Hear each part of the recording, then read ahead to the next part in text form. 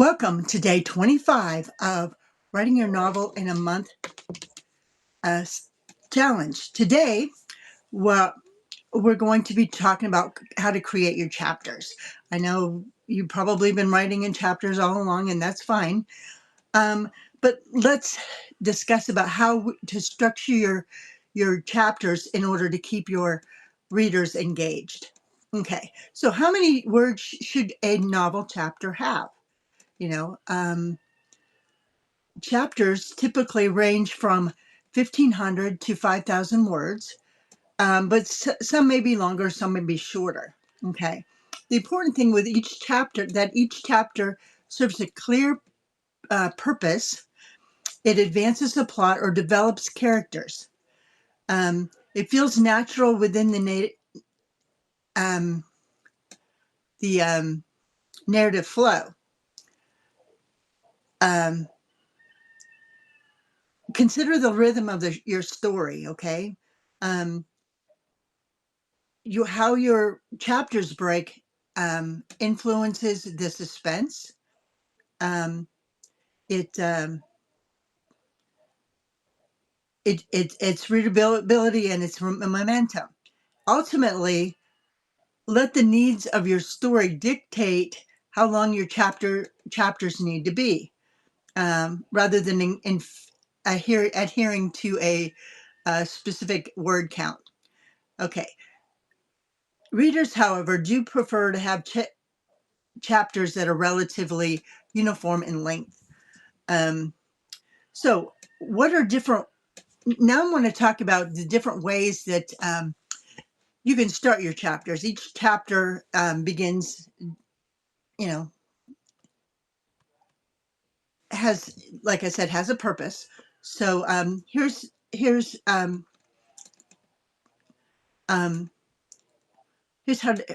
some different ways to start your chapters.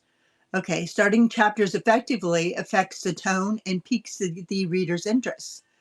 One way to do this is with action. You begin the chapter with action. Okay, you can use it to set the scene. If you're switching from one place to another, this makes a chapter beginning is a good place to put a transition. You can begin with internal reflection. The protagonist can be thinking about where he is in the story, about how what's just happened has affected him or whatever. You could begin a chapter with a statement or a question.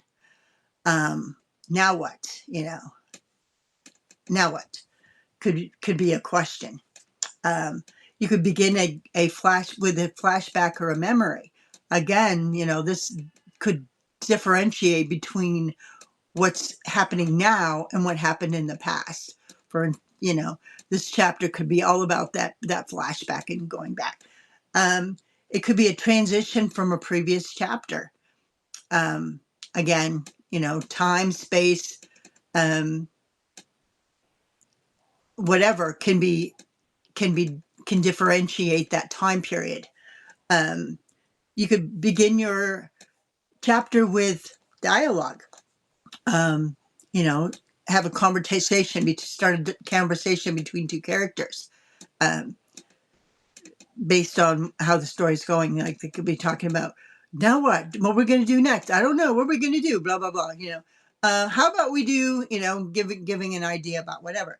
And you could also begin with an unexpected twist. If your that previous chapter ended a certain way, you may want to add a twist and introduce that surprise or that revelation at the beginning of that chapter.